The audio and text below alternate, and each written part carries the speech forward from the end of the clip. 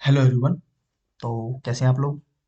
इससे पहले की क्लास में हम लोग जियोलॉजिकल टाइम स्केल और ओरिजिन ऑफ हिमालय और उसके कुछ माउंटेन्स पीक्स वगैरह उनके बारे में हम लोग जान चुके थे, जिसमें हमने नॉर्थ इंडिया का कवर कर लिया था। अब हम जो कवर करने वाले हैं वो कवर करेंगे जो माउंटेन्स हैं और उसकी रेंज वगैरह और उसकी हाईएस्ट पीक। ठीक है, ये सब नॉर्थ ईस्ट इंडिया की। उसमें अगर मैं देखूँ तो हम पहले बात करते हैं अरुणाचल में। ओके, तो अरुणाचल प्रदेश की अगर बात करें तो उसमें हमें चार रेंजेस मिलती हैं: डाफला, मिरी, आबोर और मिसमी। ये देखो यहाँ पर मिसमी हिल्स देखो, ये रही। डाफला ये रही। ठीक है, यहाँ पर बीच में डाफला, मिरी, यहाँ आबोर और ये मिसमी। लाइक अगर आप इसे याद करना चाहें तो डीएम एएम कर लीजिए। मतलब डीएम साहब जो है एएम में जाग रहे हैं अर्ली मॉर्निंग, तो डीएम एएम करके डाफला, मिरी, आबोर, मिसमी, इस तरीके से आप लोग याद रख सकते हैं। ओके, उसके बाद अगर हम नीचे आए यहाँ नागालैंड में, तो नागालैंड में आपको यहाँ दिख रही है नागा हिल्स। हम्म, तो नागा हिल्स हो गई। और यहाँ की जो हाईएस्ट पीक है, इसकी अगर मैं हाईएस्ट पीक की बात करूँ, हाईएस्ट पीक की, तो वो क्या है? वो है सारामाटी, नागालैंड की। ओके, तो आपको ये याद रखने की, एक तो वो पूछ सकता है कि हाईएस्ट पीक किस स्टेट की है, तो सारामाटी की है। या फिर वो मैच द फॉलोइंग पेयर बना के ऐसे पूछ सकता है कि सारामाटी कहाँ पर, और कुछ स्टेट्स के नाम दे देगा, कुछ हिल्स के नाम दे देगा। ओके, तो उस तरीके से आपको ये पता होना चाहिए। उसके बाद है नागालैंड के बाद मणिपुर की बात करें, तो मणिपुर वाला पार्ट ये रहा। ये तो मणिपुर में क्या है कि मणिपुर में हमें एक तो देखने को मिलती है क्या, लाइमटोल, लाइमटोल रेंज। ओके,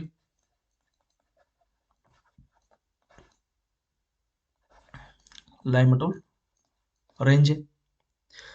और हाईएस्ट पीक क्या है इसकी? और हाईएस्ट पीक की अगर मैं बात करूं तो वो है ईसो। ईसो या फिर इसको टेम्पो बोलते हैं। तो ये इसकी हाईएस्ट पीक है। तो हमने तीन स्टेट कवर करे: अरुणाचल, नागालैंड और मणिपुर। उसके बाद हम बात करते हैं मिजो। तो मिजो में एक तो है कि जो मिजो मिजो हिल्स है, ये तो आप नाम से ही आप पता कर सकते हो भैया, मिजो है तो मिजोरम में है, नागा हिल्स है तो नागालैंड में है। ओके, बट इसमें एक और है जो हाईएस्ट पीक जो है, इसकी हाईएस्ट पीक कौन सी है? हाईएस्ट पीक की अगर मैं बात करूं तो वो क्या है? वो है लोसाई हिल्स। या फिर जैसे ब्लू माउंटेन भी बोलते हैं। क्या बोलते हैं? Blue mountain. ये मैं यहाँ लिख देता हूँ, ब्लू माउंटेन। या फिर फांगपुई, फांगपुई बोलते हैं। ये है इसकी हाईएस्ट पीक मिजोरम। उसके बाद त्रिपुरा। त्रिपुरा में इधर साइड अगर आप देखोगे ना, यहाँ यहाँ इधर कोने पर, यहाँ पर हमें मिलेगा क्या? बैटलिंग से हाईएस्ट पीक जो है इसकी, बैटलिंग सेव करके। अब यहाँ पर देखो, आप असम में देख सकते हो मिकिर हिल्स हो गई। ओके, और यहाँ पर ये बराइल या फिर बैकाल, ये है, ये यहाँ पर देख सकते हो बराइल रेंज। और अगर हम बात करें कि भैया ये जो सीन है, ये यहाँ पर मेघालय के अंदर गारो, खासी, जैंतिया, ये तो है ही। और देखो यहाँ असम में एक है स्लोंग पट्टी, स्लोंग प्लेट्यू। ये चीजें आपको याद रखनी है। ठीक है, और जो मेघालय में हाईएस्ट पीक है, शिलोंग। ठीक है,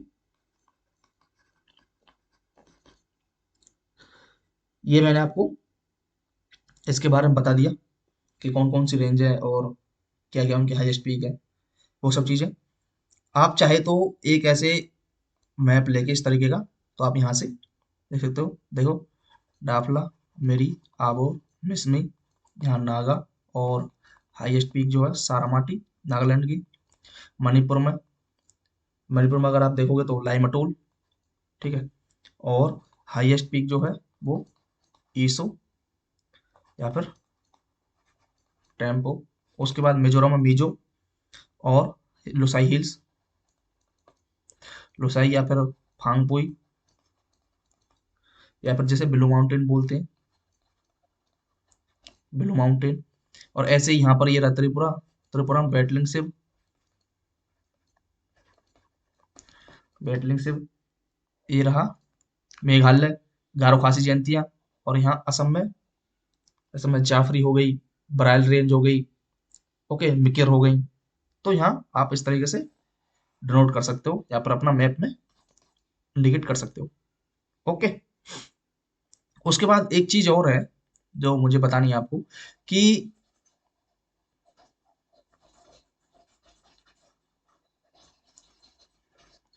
जो ये मेघालय है,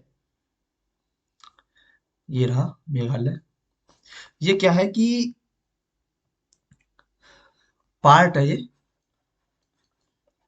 पेनिसुलर इंडिया का। ये जो पेनिसुलर हमारा इंडिया है, इसका ही पार्ट है। प्रायद्वीप भारत जो है, ओके, जो कि सेपरेट हुआ है किससे, सेपरेट किससे, मालदा फॉल्ट से। मालदा, मालदा फॉल्ट या फिर गारो राजमहल गैप जिसे हम बोलते हैं, गारो। क्योंकि राजमहल पहाड़ियाँ कहाँ पर है, यहाँ पर वेस्ट बंगाल में, राजमहल गैप। और गारो यहाँ मेघालय में। ओके। अब देखो ये गैप है ना, ये जो आपको गैप दिख रहा होगा, देखो मैं आपको गैप दिखा देता हूँ। ये जो गैप जहां पर आप देख रहे हो ना, ये जहां पर जहाँ बांग्लादेश वगैरह बना हुआ है, तो ये जो गैप है ना, इसे बोलते हैं हम मालदा गैप। वक्त के साथ क्या हुआ है कि यहाँ हमारी नदियां हैं, रिवर्स जो बह रही हैं, ब्रह्मपुत्र रिवर हो गई, गंगा यमुना, ये हमारी जो नहर है, ये सॉरी ये जो नदियां हैं हमारी, ठीक है। तो इन्होंने जो इनके जो सेडिमेंट्स थे वक्त के साथ यहाँ पर इकट्ठे होते गए, और यहाँ पर क्या हो गया, मैदान बनता चला गया, और एक देश जो है बांग्लादेश यहाँ पर है अभी फिलहाल। ओके, एलिवेल प्लेन्स पर। और पार्ट मैंने बता दिया कि ये क्यों क्यों अलग हो रहा है। और इस जो ये गैप है ना, इस चीज को अगर हम कई बार बोलते हैं कि डोरसट मैकेनिज्म बोलते हैं, डोरसट मैकेनिज्म। क्यों बोल रहे हैं डोरसट मैकेनिज्म? अच्छा, आप कई बार जब अपने घर पर होते हो तो अपने घर की जो दरवाजे हैं वो जब लगाते हो ना, जैसे ऐसे बंद करते हो, तो यहाँ पर जो खोंचे होते हैं ना, इस तरह के जो खोंचे लगे होते हैं, तो वो क्या करता है, वो खुल जाता है इस तरीके से। तो ऐसी जैसे ये टकराया ना, तो इसका खोंचा जो वो खुल गया। ओके। तो उस तरीके से ये गैप जो है वो बना है, इस वजह से हम इसे डोरसट मैकेनिज्म भी बोल रहे हैं। ठीक है। अब ये चीज तो मैंने आपको बता दी कि डोरसट मैकेनिज्म क्या होता है। अब एक चीज और है कि जो हमारा ये जो मिजोरम है,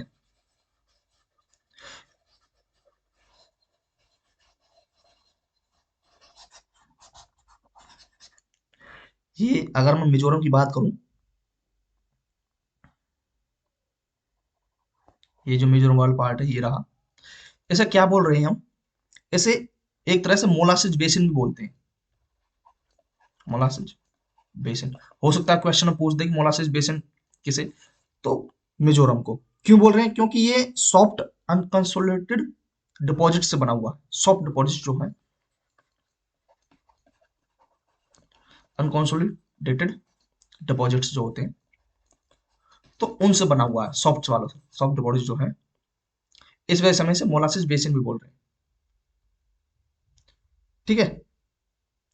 अब हमने जब अपने नॉर्थ के और नॉर्थ ईस्ट के जो माउंटेन्स वगैरह है, रेंज है, हिल्स हैं, उनकी हाईएस्ट पीक वगैरह हमने अगर कवर कर ली है, तो क्यों ना साथ रहते रहते हमें अपने बाकी के जो स्टेट्स हैं, ठीक है, पेनिनसुलर स्टेट्स हो गए या सेंट्रल वाले, तो उनको भी हमें कंप्लीट कर लेना चाहिए। तो हम बात कर रहे हैं, अब हम बात करेंगे, जब हमारा ये एक एरिया जो है ये यहाँ तक हमारा कवर हो चुका है। ओके। अब बाद का जो एरिया बचा हुआ है ये, इसको कवर करेंगे, ठीक है। तो मैं बात कर रहा हूँ अब किसकी, राजस्थान की। तो राजस्थान में एक है अरावली माउंट, ये इस तरीके से है। अच्छा, इसे ये इस तरीके से है, ये पैरेलल है, ऐसे सीधा सीधा जा रहा है। तो ये क्या है, अरावली। अरावली माउंटेन। और इसकी हाईएस्ट पीक की अगर हम बात करूं तो हाईएस्ट पीक क्या है? गुरु शिखर।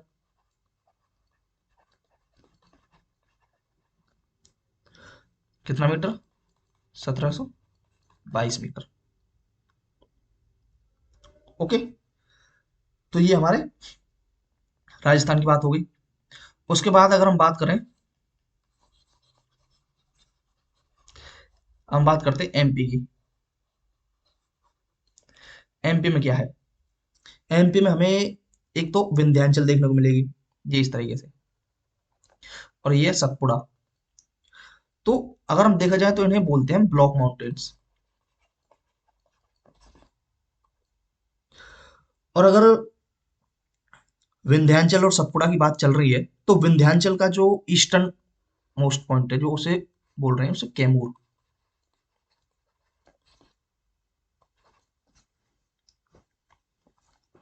और सतपुड़ा की बात करें तो सतपुड़ा में अगर आप देखोगे तो देखो, चार चीज हम देखते हैं। एक,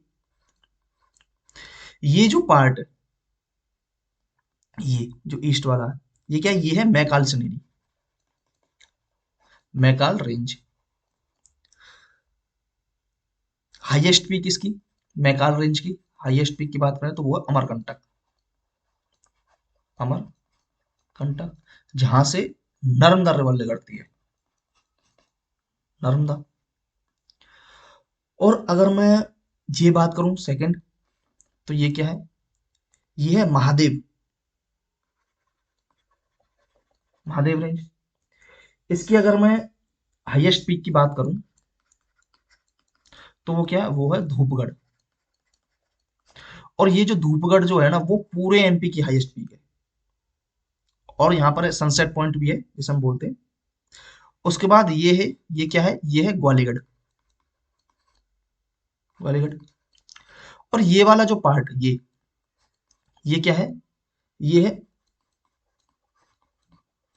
राजपीपला, जहां पर असीरगढ़ का किला भी है, असीरगढ़ का किला। अब देखो, ये जो है ना, ये दो स्टेट्स के अंदर है। अगर हम बात करें तो गुजरात प्लस एमपी, इन दो स्टेट्स के अंदर ये रेंज है। राजपीपला, राजपीपल की पहाड़ियाँ जो हैं वो दो स्टेट्स के अंदर है। ओके। तो यहाँ पर हमारा एमपी कवर। देखो, आप लोग साथ के साथ मैप बना चलिए, उसमें आसान रहेगा आपके लिए। उसके बाद हम बात करते हैं। देखो, गुजरात में तो ज्यादा कुछ है नहीं। गुजरात में आपको सिर्फ गिर जो है वो याद रखनी है। और इसकी जो हाईएस्ट पीक की अगर मैं बात करूं तो वो है गिरनार। गिरनार करके आप आराम से याद रख सकते हो। ठीक। ऐसे हाँ, इधर साइड अगर देखोगे तो यहाँ पर मांडव हिल्स भी मिलेंगी आपको। ओके। नेक्स्ट अगर हम बात करें तो नेक्स्ट बात करेंगे हम किसकी? महाराष्ट्र की। तो अब नीचे आपको बहुत सारे रेंज वगैरह देखने को मिलेंगे, माउंटेन्स वगैरह देखने को मिलेंगे। तो अगर हम बात करूं महाराष्ट्र की, तो महाराष्ट्र में आप लोग बना लीजिए कि जैसे अगर ये हमारा महाराष्ट्र है तो इसमें तो अजंता, सतमाला, इस तरीके से आप लोग नोट करते रहिए।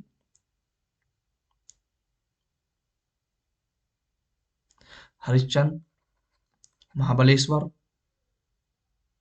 और बालाघाट। जैसे अगर आप देखोगे तो ये अजंता की बात करें तो सतमाला,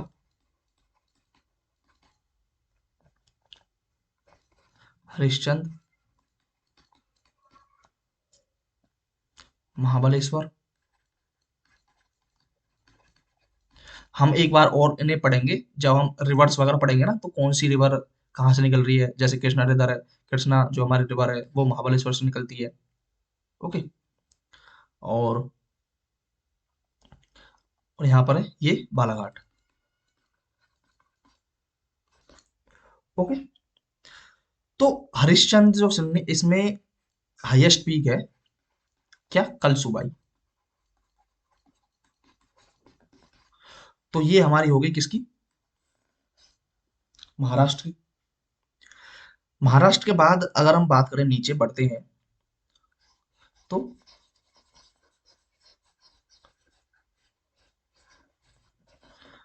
महाराष्ट्र के बाद हम बात करेंगे कर्नाटक में।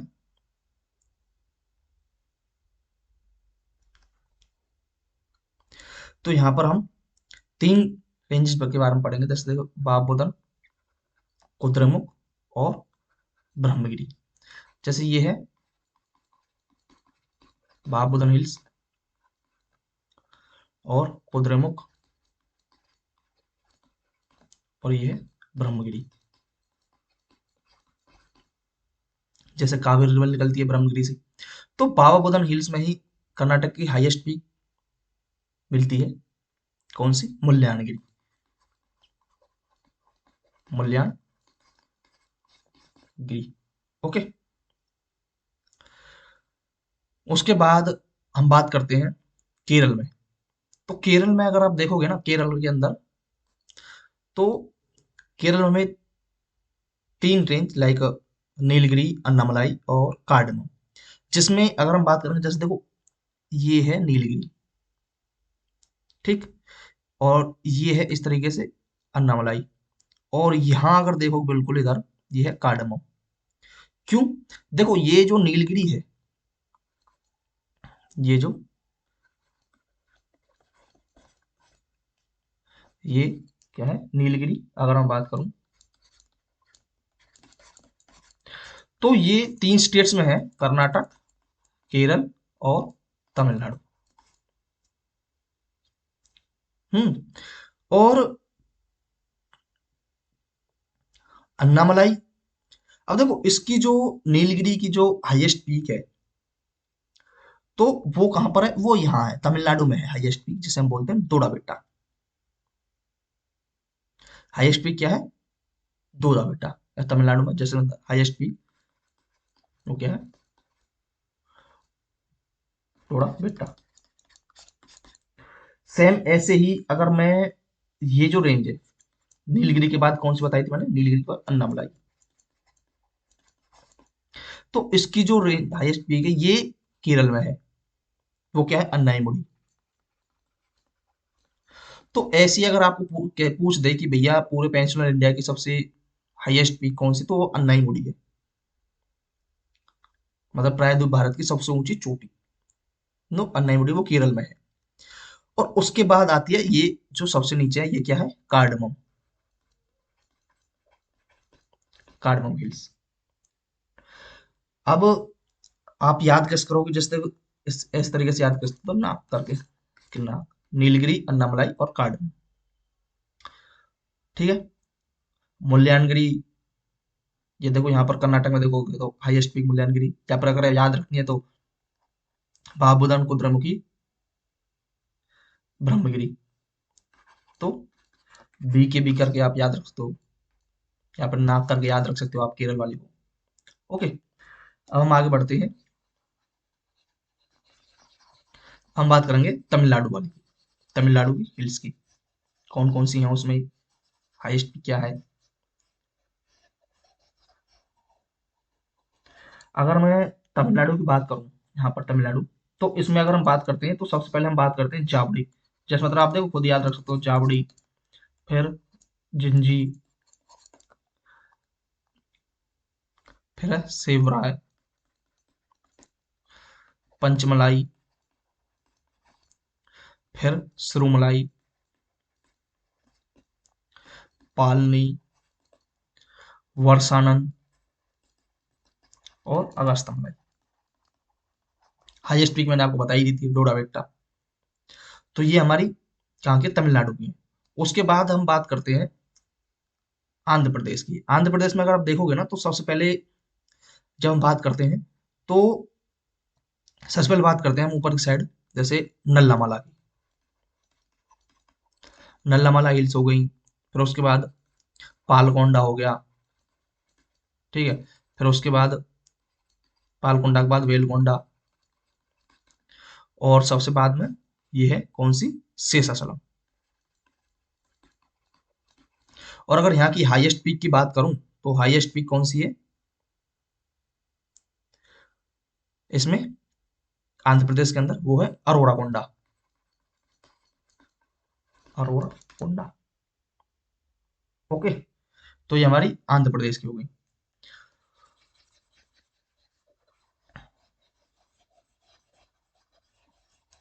उसके बाद अगर उड़ीसा की देखें तो इसी तरीके से उड़ीसा की भी है। कैसे? उड़ीसा में अगर हम बात करेंगे तो उड़ीसा के अंदर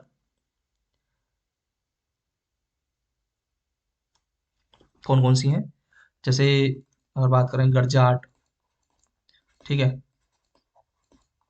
मलाईगिरी, मलाईगिर गई, महेंद्रगिरी, और हाईएस्ट पीक जो है इसकी वो है देवमुंडा। देवमुंडा उड़ीसा की। उसके बाद बचती है हमारी ये, अगर आप बात करोगे ये झारखंड, तो झारखंड में हमें दो चीजें, जैसे पारसनाथ और राजमहल, इनके बारे में ही जानना है। हाईएस्ट पीक जो है वो पारसनाथ है। और पारसनाथ हिल्स तो आपने एंशियंट हिस्ट्री में पढ़ी होंगी, ठीक है, संवेद शिखर। ओके। और उसके बाद छत्तीसगढ़। छत्तीसगढ़ में क्या है? छत्तीसगढ़ की हाईएस्ट पीक अगर बात करोगे तो हाईएस्ट पीक है कौन सी? वेलाडीला।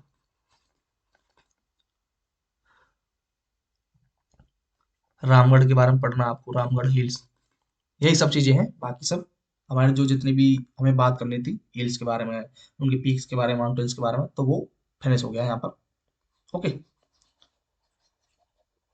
आपको मैप के थ्रू पता चल गया। बाकी आपके पास एड्रेस होगा ही, वहां से आप देख सकते हैं बड़े आराम से। हम्म। उसके बाद एक आता है कि regional division of Himalayas. Regional division कैसे कैसे हो?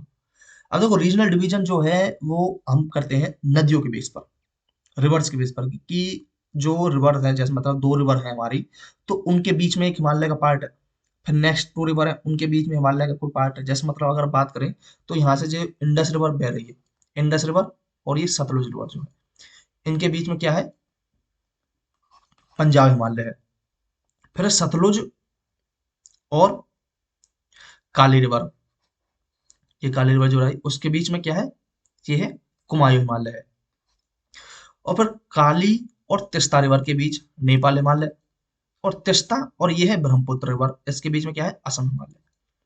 तो हमारे चार डिविजन्स जो हो गए हैं हिमालय के, वो रिवर्स के बेसिस पर कि किस किस रिवर के बीच में कौन कौन सा डिवीजन है, वो आपको पता होना चाहिए। हो सकता है कि वो ऐसे पूछ दे कि भैया सतलुज और काली नदी के बीच में कौन सा है, पंजाब है या नेपाल है, असम है या फिर कुमायूं है, तो कुमायूं है। उस तरीके से आपको ये पता होना चाहिए कि किस किस रिवर्स के बीच में कौन सा डिवीजन है। ओके। ये हमारा एक रीजनल डिवीजन हो गया। उसके बाद हम बात करते हैं, अब देखो कुछ पासेज वगैरह के बारे में बात कर रहे हैं हम लोग, तो पासेज वगैरह के बारे में बात करेंगे। कौन कौन से पास होते हैं, जैसे मतलब माउंटेन पासेज जो होते हैं, तो मेन चीज क्या है कि ये पास है क्या? पास ये है कि एक जगह से दूसरी जगह पहुंचने पर जो ये रास्ता होता है इसको पासेज बोलते हैं, जो पहाड़ों के बीच से होकर निकल जाता है। जैसे आप बात करेंगे कि देखो, ये इस तरीके से पहाड़ बना दी मैंने, और इस तरीके से एक पहाड़ मैंने ये बना दिया, तो इनके बीच का जो रास्ता है ना, ऐसे ये पास है। ओके। तो भैया हम लोगों को जो पास पढ़ने हैं, जैसे हम बात करें, जैसे हमारे जो पास हम पढ़ेंगे कहाँ पर, जो हमारे माउंटेनियस वाले रीजन है, ओके, वहीं पर पढ़ेंगे हम लोग पास। लाइक अगर मैं बात करूँ जम्मू कश्मीर, लद्दाख, हिमाचल हो गया, यूके, उत्तराखंड या फिर सिक्किम, या फिर अरुणाचल प्रदेश, तो इन्हीं एरियाज में आपको पास वगैरह देखने को मिलेंगे। तो इन्हीं के बारे में हमें पढ़ना भी है। अब देखो यहाँ से अगर आप लोकेशन वाइज देखना चाहें तो लोकेशन देख सकते हैं आप। ओके। बट मैं बताऊंगा कि आपको एक छोटा सा शॉर्ट तरीका है, एक डायग्राम बना लीजिए आप लोग, उससे आप बड़े आप आराम से समझ सकते हैं पासेज को। जैसे कि अगर मैं बात करूं, देखो यहाँ पर अगर मैं एक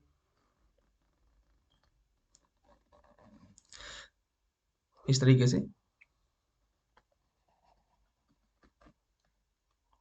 बड़े आराम से आप लोग समझ भी गए होंगे कि ये मैंने किसका मैप बनाया है। तो ये मैंने जम्मू कश्मीर लद्दाख वाला रीजन का मैप है।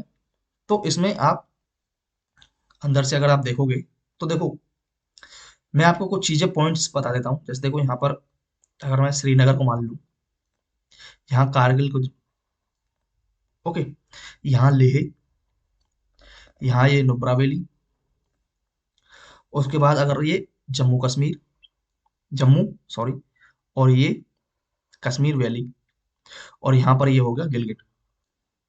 जैसे अगर मैं लिख दूं कि ये जम्मू कश्मीर घाटी, ये है श्रीनगर, ये है कारगिल, ये क्या है, ये है लेह, और ये नुब्रा घाटी, और ये हो गया हमारा गिलगिट। तो फर्स्ट हम बात करते हैं जम्मू कश्मीर प्लस लद्दाख की। तो हम जब जम्मू कश्मीर और लद्दाख के बारे में बात करते हैं, तो अब एक बात आती है कि भैया जम्मू से अगर मैं श्रीनगर पहुंचना है तो उसके लिए कौन सा पास है, कौन सा दर्रा है, या फिर श्रीनगर से कारगिल की तरफ जाना है। जैसे मैं बात करूं, यहाँ से अगर मैं श्रीनगर की तरफ जा रहा हूँ जम्मू कश्मीर, तो यहाँ पर मुझे मिलेगा कौन सा, बनिहाल पास, बनिहाल दर्रा। ओके, अगर मैं श्रीनगर से कारगिल की तरफ जा रहा हूँ इस तरीके से, तो यहाँ पर मुझे मिलेगा कौन सा, जोजिला। उसके बाद अगर मैं बात करूं कि भैया मैं श्रीनगर से मुझे जाना है गिलगित की तरफ, तो यहां मुझे देखने को मिलेगा बुर्जिला पास, बुर्जिला। उसके बाद अगर कश्मीर घाटी से अगर मैं जा रहा हूं, कश्मीर घाटी से कारगिल की तरफ, तो मुझे देखने को मिलेगा पेंसिला। और लेह से अगर नुब्रा वैली की तरफ मैं जा रहा हूँ, तो यहाँ कौन सा देखने को मिलेगा, यहाँ पर मिलेगा मुझे खारदुंगला, खारदुंगला। और कारगिल से लेह की तरफ जाऊं तो यहाँ मिलेगा फोटोला।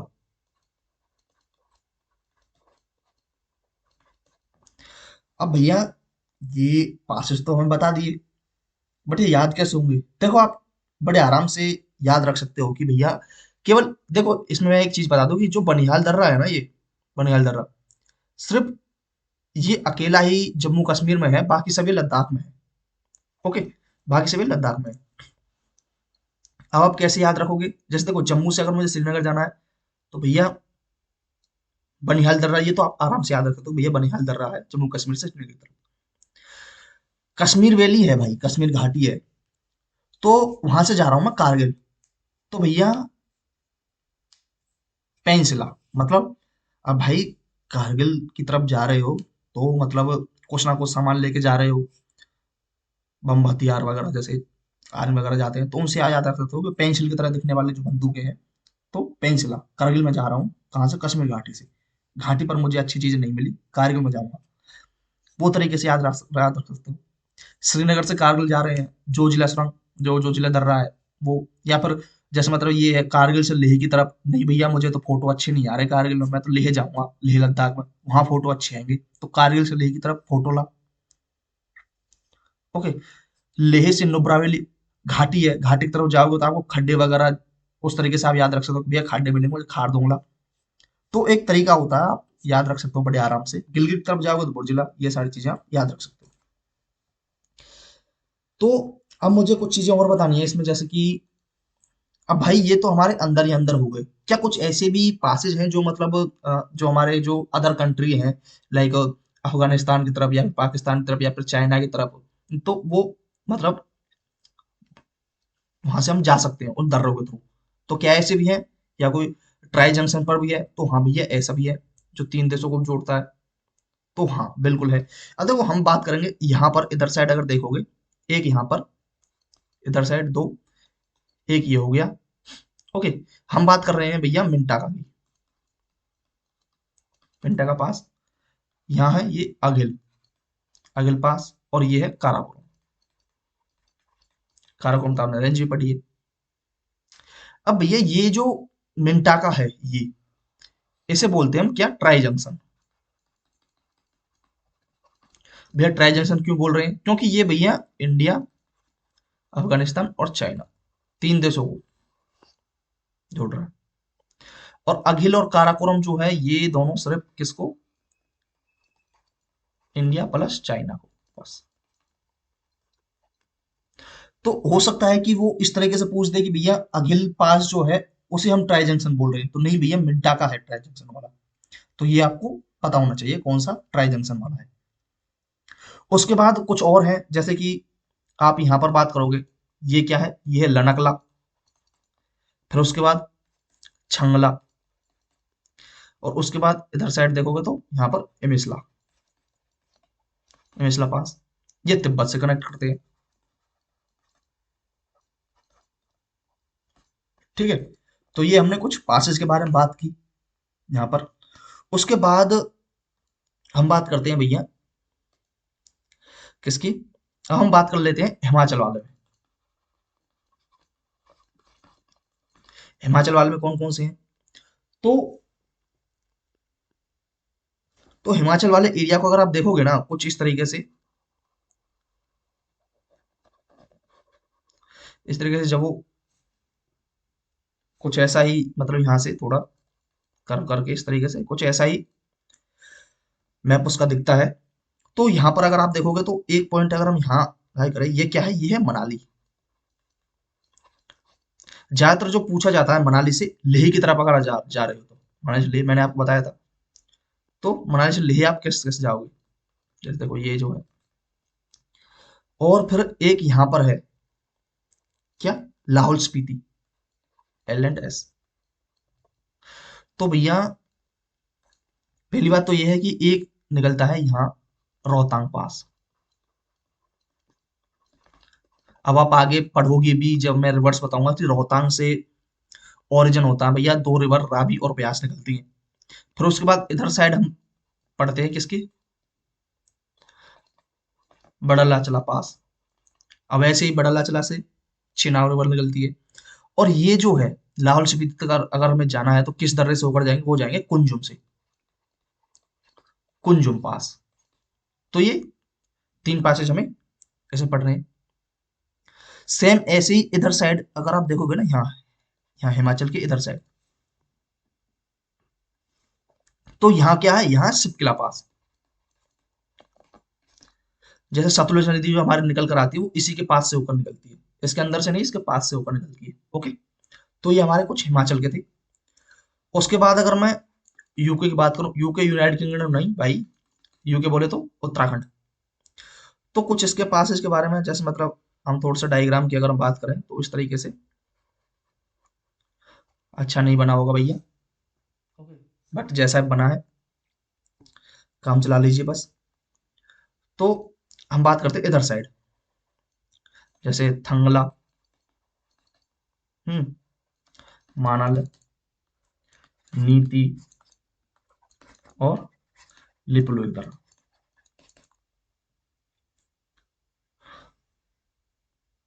तो लिपुलेख दर्रा जो है उसे ट्राई जंक्शन बोलते हैं कई बार। जैसे कि ये क्या करेगा, इंडिया नेपाल प्लस तिब्बत वाला पार्ट जो है उसे कनेक्ट करता है। तो उत्तराखंड के अंदर हमने चार, थंगला, मानाला, नीति और लिपुलेख दर्रा। उसके बाद अगर हम बात करूं तो उसके बाद हम बात करते हैं किसकी, यहाँ पर आता है सिक्किम की।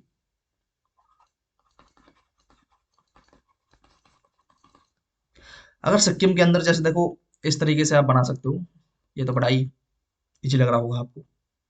तो यहाँ सिक्किम में अगर आप देखोगे तो यहाँ पर है नाकुला, फिर यहाँ नाथुला, और यहाँ है जेलेबला। तो आप बड़े आराम से नाकुला नाथुला, नाक मत फुला, ओके, नाक फुला के बैठ गया है, नाकुला नाथुला, नथुए फुला रखे हैं, जेलेफला। तो इस तरीके से आप याद रख सकते हो, कोई बड़ा इशू नहीं है। उसके बाद हम बात करते हैं किसकी, अरुणाचल प्रदेश की। अरुणाचल में अगर आप देखोगे जैसे इस तरीके से ऐसे, तो यहाँ से इधर साइड नीचे की तरफ चले जाएंगे। तो हमें कुछ यहाँ पर देखने को मिलते हैं, जैसे कि यहाँ अगर देखोगे तो बुमला, ओके, सैला, फिर है बॉमडिला। जैसे याद रख सकते हो आप, बॉम्ब बॉम्ब जो है वो बॉम्ब फट गया, मतलब उस तरीके से। ओके, यहाँ पर तवांग वैली, ठीक है। फिर यहाँ पर देखने को मिलेगा आपको योंगयाप दर्रा, और फिर नीचे दीफू, दीफू पास जो है ये भी ट्राई जंक्शन पर है, म्यांमार, इंडिया और चाइना। उसके बाद मणिपुर में इधर साइड अगर आप देखोगे तो यहाँ पर एक आपको तूज दर्रा देखने को मिलता है, तूज दर्रा। ओके, तो ये कुछ पासेज हैं जो आपको पता होना चाहिए।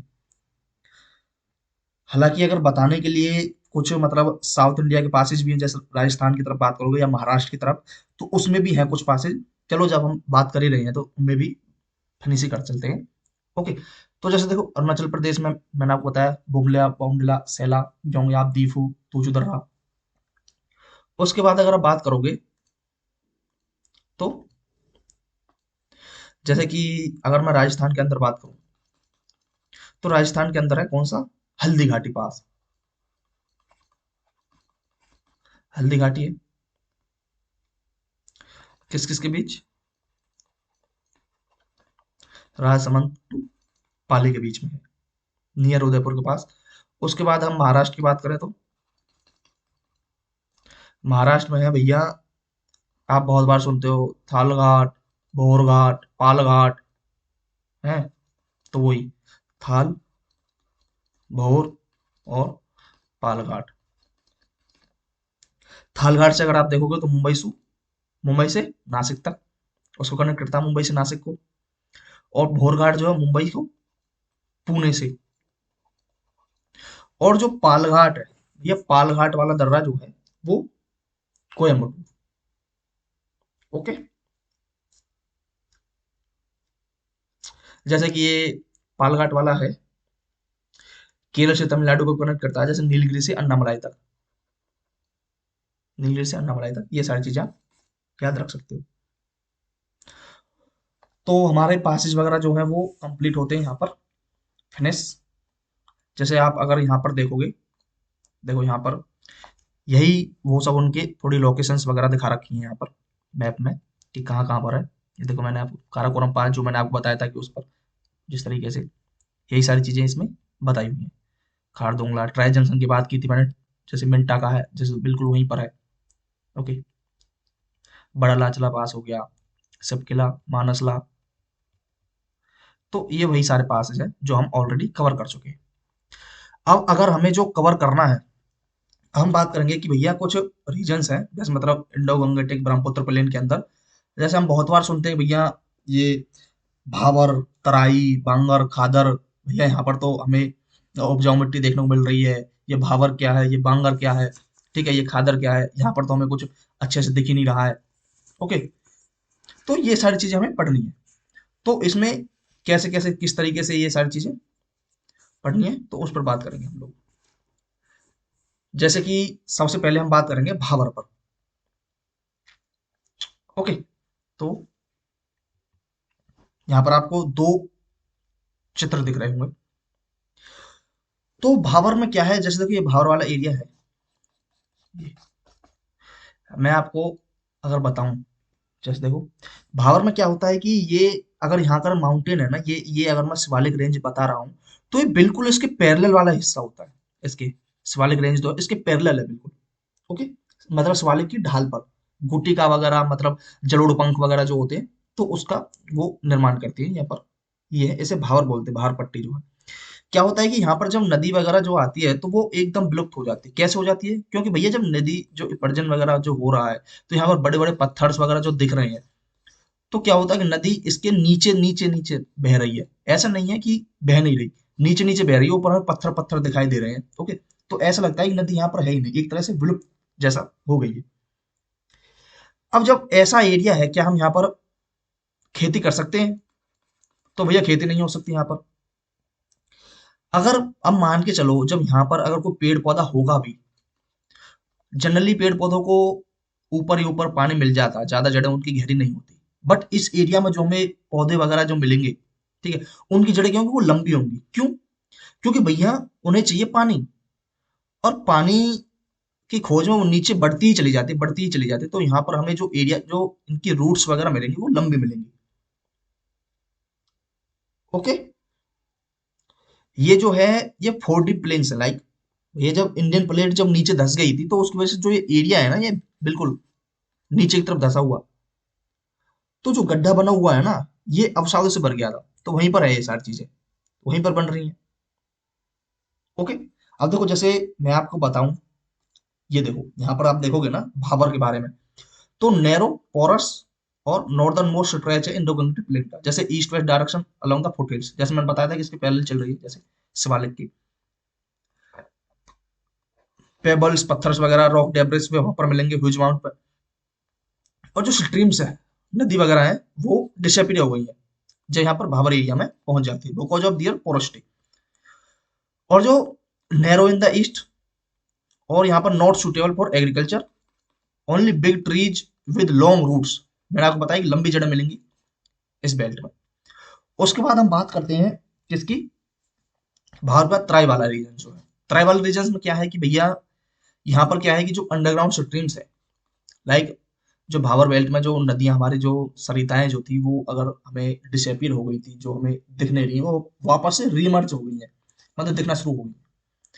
ये जो एरिया जो होता है ना, ये ट्राई वाला, ये एक तरह से हमें लाइक दलदली जैसा क्षेत्र होता है, दलदली क्षेत्र, ठीक है, जिसमें साल फॉरेस्ट मिलते हैं। साल फॉरेस्ट, दलदली क्षेत्र।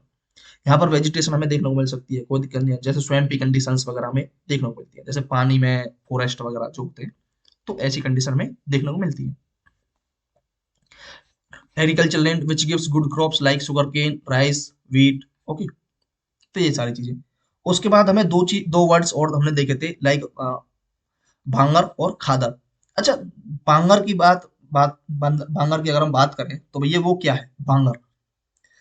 भांगर है लाइक, अगर हम नॉर्थ इंडिया में देखोगे, तो हरियाणा पंजाब स्टेट्स के अंदर जैसे आप देखते हो, तो भैया वहां पर क्या है कि जैसे बहुत ओल्डर एलुवियम है, लाइक जो हमारी जलोढ़ मिट्टी है, वो पुरानी हो चुकी है, मतलब जो उसका मैदान भाग है, जो उत्तर भारत का विशालतम भाग, पुराने जलोढ़ मिट्टी जो हमारी है, उसी से बना हुआ है ज्यादातर। और ये ऊंची टीले जैसी कुछ ऐसी कंडीशंस होती हैं इसकी, लाइक अगर हम देखें तो, कि भैया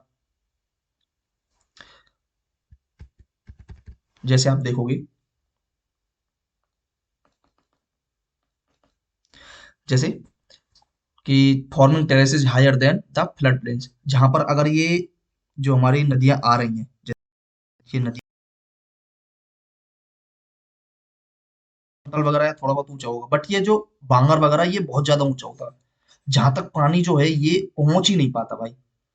अब ये जो पानी है, तो इसके साथ कुछ सेडिमेंट्स भी तो आ रहे हैं, ठीक है, तो ये सेडिमेंट्स नहीं पहुंच पा रहे। लाइक अगर ये पुरानी मिट्टी है, इसके ऊपर अगर नई मिट्टी डल जाएगी, सेडिमेंट्स वगैरह डल जाएंगे, तो ये उपजाऊ होगी। आज ये पुरानी पुरानी मिट्टी ही रहती चली जाएगी, तो उपजाऊ कहाँ से होगी? उसकी जो उपजाऊ शक्ति है वो खत्म। तो इस वजह से धीरे धीरे धीरे धीरे बढ़ते बढ़ते ये जो रेगिस्तान जैसी कंडीशंस यहाँ पर हो जाती है। बांगर एरिया में क्या होता है, bhangar contain fossils of animals like rhinoceros, elephants वगैरह, इनके जो फॉसिल्स हैं वो यहाँ पर मिलते हैं। ओके। एग्रीकल्चर की दृष्टि से एग्रीकल्चर वगैरह होता भी है, बट ज्यादा नहीं, जैसी वो फसलें होती हैं, लाइक बाजरा वगैरह हो गया, ठीक है, जिन्हें मतलब पानी की बहुत ज्यादा जरूरत नहीं होती, तो वो फसलें वगैरह बो जाती हैं। बट अगर एज कंपेयर टू बांगर को अगर मैं खादर से कंपेयर करूं, तो भैया खादर की तुलना में बहुत कम क्रॉप्स यहाँ पर, जो वेजिटेशन वगैरह, वो बहुत ज्यादा, एग्रीकल्चर प्रैक्टिसेस बहुत कम देखने को मिलती है, खादर में ज्यादा मिलती है। क्यों भैया खादर में? अब इसका भी एक रीजन है।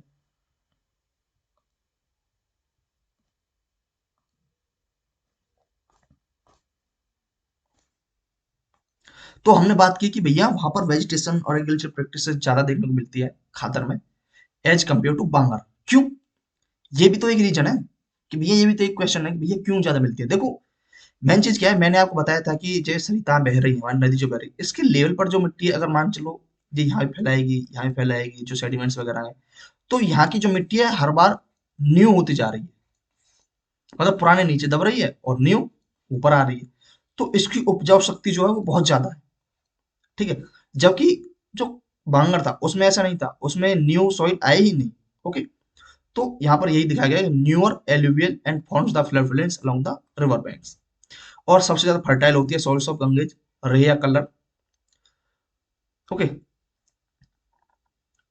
रे और कलर, और इसी की वजह से जब ज्यादा, जब पानी वगैरह दे देते हैं तो साल्ट वगैरह भी होता है, तो उसकी वजह से बहुत सारी जमीन जो है अपर रेया कलर जैसे मतलब ड्रायर एरिया में भी कन्वर्ट हो जाती है, जैसे हरियाणा के अंदर आप देखोगे या पंजाब वाले एरिया में।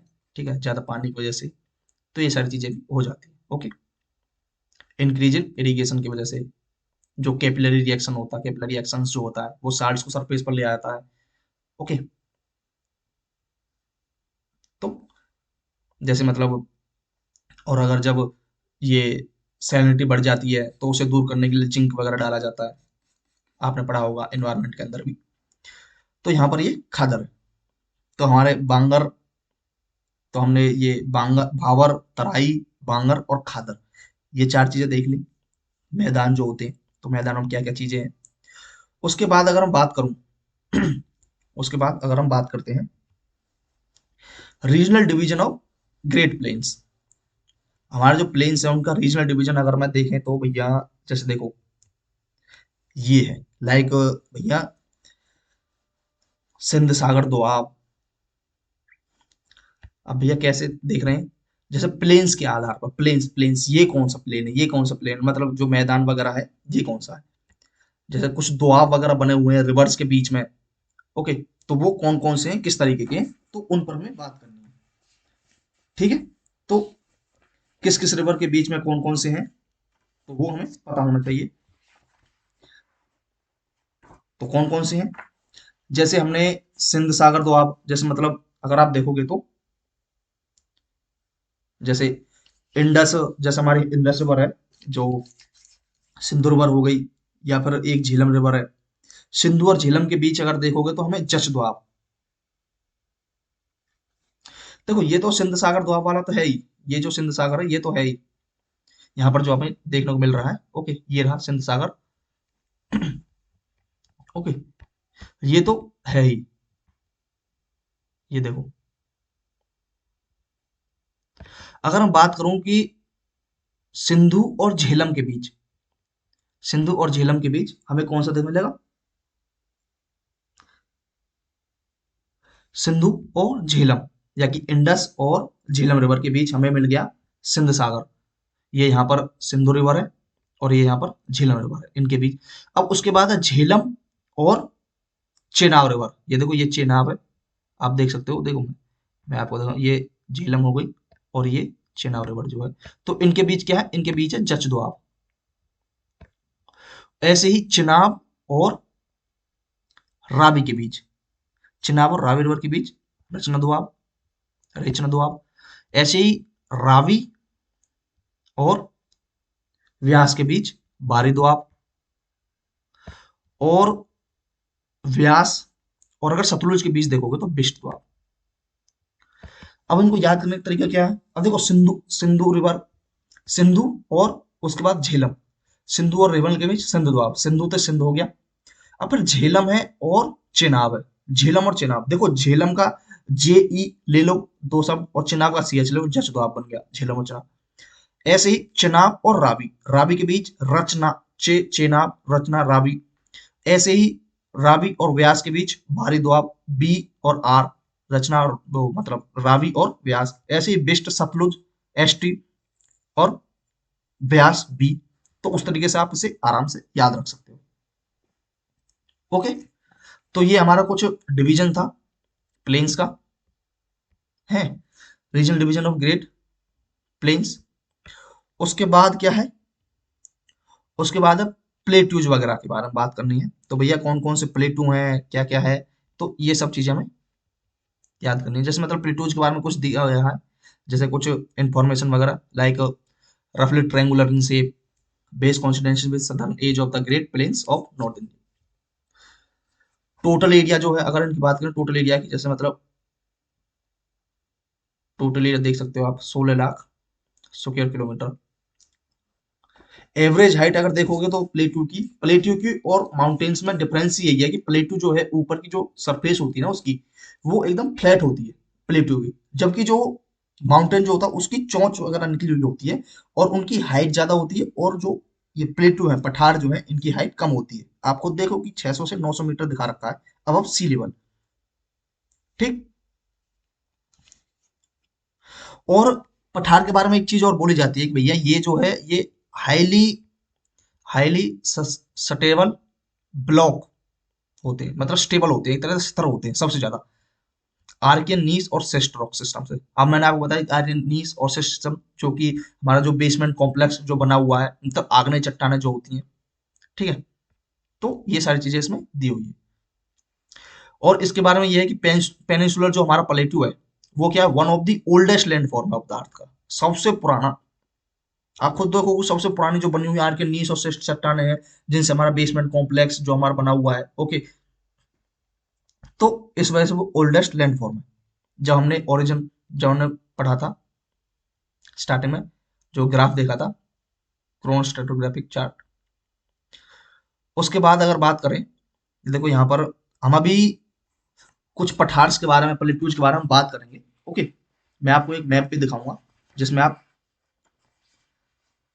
याद रख सकते हो उसके बारे में, प्लेट्यूज के बारे में, कौन कौन से प्लेट्यू हैं, क्या क्या चीजें हैं, एलिवेशंस वगैरह की बात करेंगे। तो देखो यहाँ पर कुछ चीजें दिखाई हुई हैं, वही सारी चीजें हैं यहाँ पर भी, ये मैप्स के अंदर।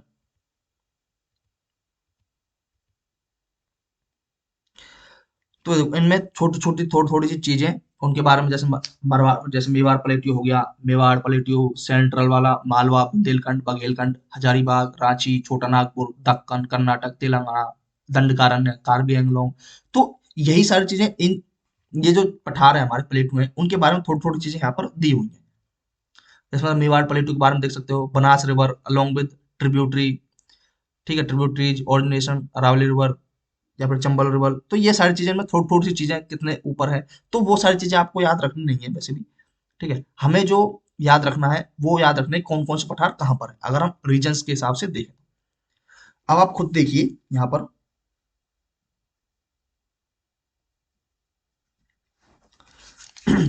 ओके।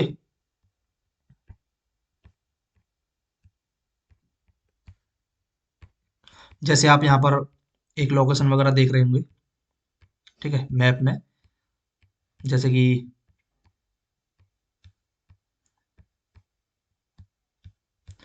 ये देखो, यहाँ पर है ये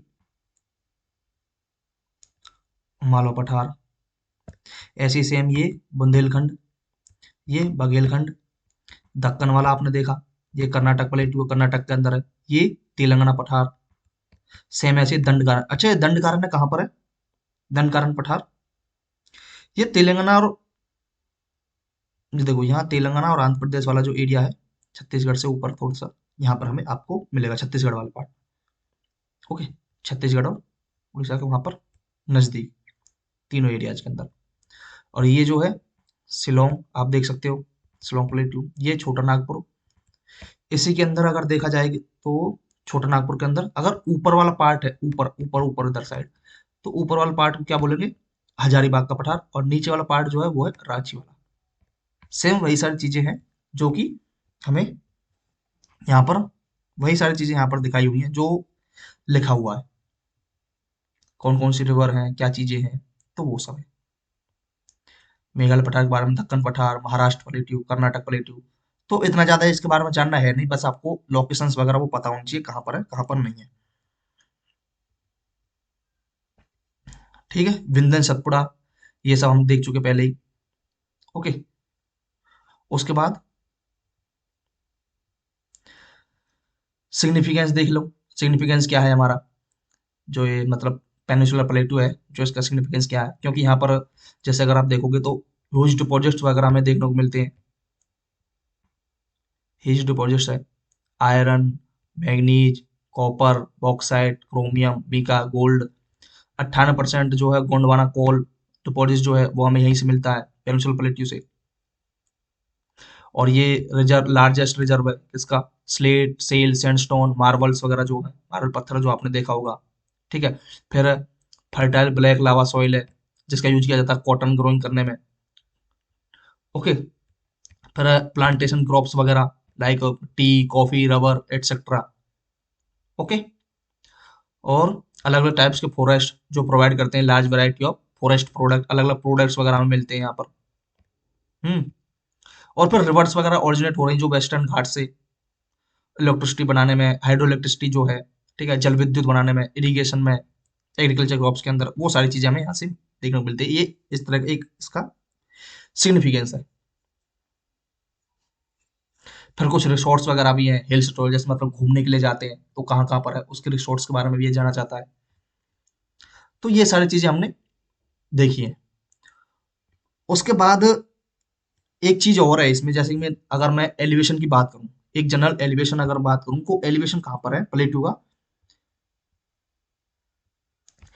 जैसे मतलब देखो, जैसे कि आप अगर बात करोगे तो ऐसे इधर की तरफ से ऐसे जा रहा है। ओके। मतलब ये वेस्टर्न घाट जो है ये तो ऊंचा है, और ये जो ईस्टर्न घाट है ये थोड़ा सा नीचा है। इसका एक पैटर्न हमें देखने को मिलता है कि भैया जो रिवर्स का फ्लो है, रिवर्स का फ्लो जो है वो ज्यादातर इधर साइड ही है। ओके। ये कहाँ पर है, बे ऑफ बंगाल में गिर रही है ज्यादातर, हमारी जो रिवर्स वगैरह है वो क्या गिर रही है, बे ऑफ बंगाल में। ये क्या दिखाता है, जो एलिवेशन जो है वो वेस्ट टू ईस्ट है। ठीक है। फिर है कि कर्नाटक में क्या है कि कर्नाटक जो पठार है तो वहां पर मलनाड मैदान पाए जाते हैं, मलनाड प्लेन्स, मतलब वेल रीजन्स वगैरह जो प्लेन एरिया मलनाड बोलते हैं, वेल रीजन्स वगैरह जो होते हैं। ओके। तो ये सारी चीजें हो गई। एक चीज और है कि जब हमने इतना कुछ पढ़ ही लिया है तो हमें एक तो वेस्टर्न हिमालय और एक ईस्टर्न हिमालय के बारे में थोड़ा पता होना चाहिए। कि वेस्टर्न हिमालय जो है अगर देखें तो वहां पर तापमान वगैरह जो है वो कम है, वेजिटेशन भी कम है। ठीक है। और वहां पर जो स्नो लाइन है, जो एक लाइन होती है मतलब जहां से ज्यादातर आपको कि बर्फ ही बर्फ देखने को मिलेगी आगे की साइड, तो वो लोअर लेटीट्यूड पर हमें मिल जाती है, लोअर लेसर एल्टीट्यूड पर, सॉरी। ठीक है, कम ऊंचाई पर मिल जाती है।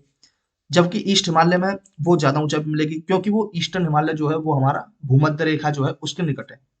उसकी वजह से धूप वगैरह वो मिलती रहती है, तो तापमान भी ज्यादा है और वेजिटेशन भी ज्यादा है। ओके। तो एक छोटा सा डिफरेंस था ये। अब उसके बाद आगे की बातें जो है लाइक कोस्ट लाइन्स के बारे में, जैसे हमारे जो अंडमान निकोबार वगैरह हो गया तो उसके बारे में, लक्षद्वीप के बारे में थोड़ी सी चीजें, फिर हमारी जो ईस्टर्न घाट और वेस्टर्न घाट, फिर ईस्टर्न प्लेन और वेस्टर्न प्लेन्स के बारे में, कुछ जो प्लेन एरिया है उसके बारे में हम लोग बात करेंगे। तो आज के लिए इतना ही, तो यहीं पर रुकते हैं, आगे बात करते हैं हम लोग नेक्स्ट क्लास में। ओके, तब तक के लिए आप रिवीजन करते रहिए और पढ़ते रहिए भाई, टेस्ट वेस्ट लगाते रहिए। ओके। Thanks for watching.